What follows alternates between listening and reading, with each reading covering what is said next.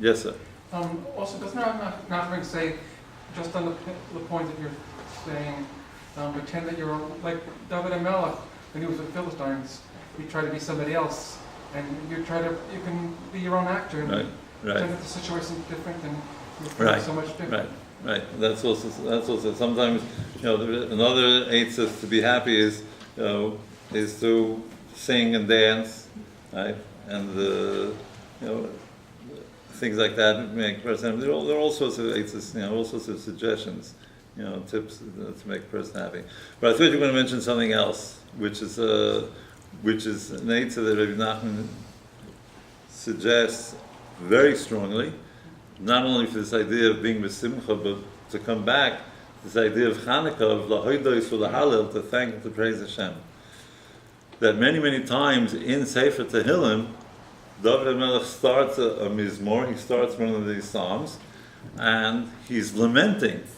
He's stuck out in some desert in Judea, and the bad guys are after him again, and that's what a lot of Tehillim is about, and he's suffering, or his son rebelled, and there's some sort of palace coup, and he's got to, escape and run for his life. But Batzar hirchavtali. Batzar, in the narrow straits, in the difficulties, in the tzoros, in the pain of my life, David HaMelech said, hirchavta, from the word rachav, wide. Batzar hirchavtali. Hashem, even in my troubles, even in my suffering, there's something good going on. Right? It's true, I may not have this, but at least, the person falls down and breaks the leg, at least I didn't break my neck. So I'll be in a cast for a moment, but at least I don't need a wheelchair. Right? And everything that we suffer, we also have to look, not necessarily for the silver lining, but the fact that really it could have been worse. Right? And not that it could have been worse, and just Hashem held up, and kept some of the negativity away, but there's really something positive and almost pleasurable, if not actually pleasurable, in what's going on in my life that makes even my pain tolerable and manageable, right? And this is something that a person has to look for. Nobody said that Yiddishkeit is, comes easily, right? To really grow, as in any other endeavor, you want to become as good a musician as these guys, you didn't just pick up a guitar and start playing, right? Cover out a couple of hours of practice every day for how long? Okay, so you picked it up right away. Most of us. Even though we're naturally inclined to Emunah, right? If we were left to our own devices, we would all come to Emunah. But the fact is, and Rabbi Nachman, says, living in this world it's very hard to live in this world and get through having real strong emunah, and especially when we're not alone on the planet and we're surrounded by we're surrounded by distractions 24/7, and that's even if you don't have an iTouch or a BlackBerry, there's just so much going on, that there's Fuse, and there's this, and there's that, and there's this league, and there's that league, and there's the politicians, and right? And to get through with Emunah, in spite of that, it takes work. We're not going to address anywhere the ratio between the avodah that you're talking about, using the darkness to create happiness, using it, versus just davening directly to God to help you become happy. Does he talk about that? He doesn't necessarily talk about the two separately. Almost every eitzah, every suggestion that the Rebbe gives, one part of that suggestion is the suggestion of davening and asking Hashem for success in reaching the goal that the eitzah will lead to, and the davening to practice that eitzah are all sort of included. They're equal in your eyes? What do you mean by equal? Which one is emphasized more?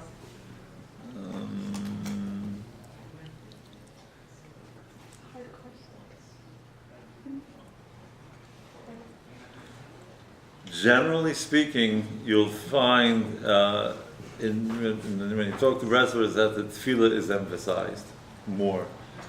However, the Rebbe does say in a couple of places in Sefer Midas that if you can do it yourself, don't bother Hashem by asking Him for it. Right? You know, again, as one of my teachers, Rav Tzvi Cheshen, mentioned, you could theoretically daven enough that Hashem will put on your jacket for you. You might as well just do it yourself, right? A lot of times Does Hashem prefer that you do it yourself? yeah, a lot of times Is that what you're saying? yes, a lot of times we bellyache and ask Hashem to help us do things that really we're already capable of doing on our own. I mean, we don't really Why are need you feel referring for to it. it as bellyache? We're talking about things that are difficult.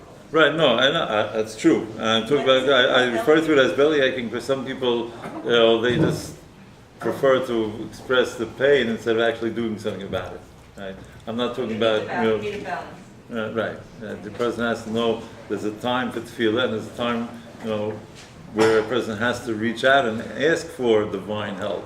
But you know, but don't look now. You may already be capable of solving some of your problems.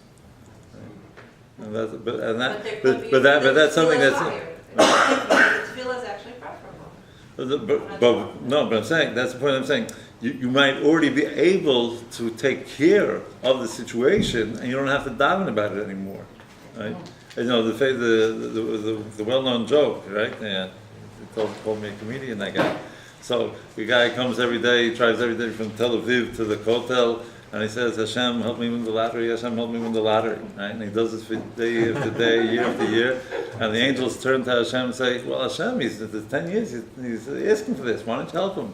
And Hashem says to the angels, well, let him buy a ticket already. That's the important thing. A lot of people, they don't realize that they've already sufficiently davened, that part of they've already taken care of. Davening, Right. and not just saying, this is what I want. Not just No, I understand, talking I stuff, understand. that the experience of davening builds a certain spiritual muscle. So what Right. you seem to be saying is the spiritual muscle built by davening itself is in some way less than the spiritual muscle built by transforming suffering. That's what I'm asking. Well, I mean, I'm both. not talking about the asking God to do it. It's not hard for God to do it. That's not the issue. No, no, Why should we do it? If there's something that builds spiritual muscle that's also good, unless you're saying it's less good. and not necessarily less good. It just means sometimes this is more appropriate and sometimes that's more appropriate. And to apply the wrong tool at the wrong time, you know, might be counterproductive. Right? When I first became observer, to learn about the Banusar, supposedly they say Banusar, you have to work on the bed Midos. You should work on the bed Midos first, and that will take, and then you have to go to the good ones, like work on all the bad stuff first. Then you go, I went to Chabad, and they said, don't bother with the bad, just do good, and the good will affect the bad.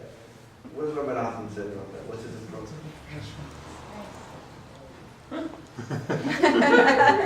Because we're dealing with the dark places of our psyche.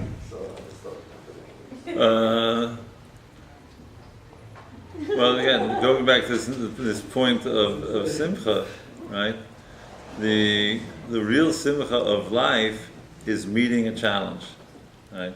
Now, in terms of what you're asking, you know, which is the better method to choose, right? So the Rebbe says clearly, don't get into any sort of debate with your Yetzer Hara, right? You know, what you heard at Chabad is in a general, you know,